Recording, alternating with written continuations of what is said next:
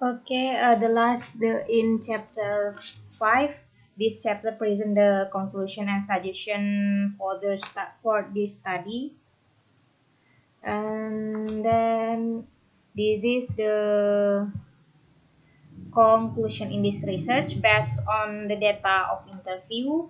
The results show that the teachers preserved the English textbook was able to accomplish the learning target, but it takes the teacher effort in making and varieties exercise for stimulating the student skill and ability.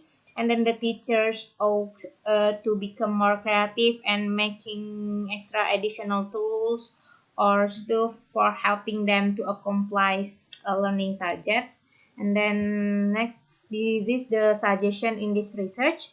Uh, this study suggests the teacher provide the learning material as well as possible in order to make the successful teaching learning process, and then the teacher should prepare for additional textbook to support the classroom activities.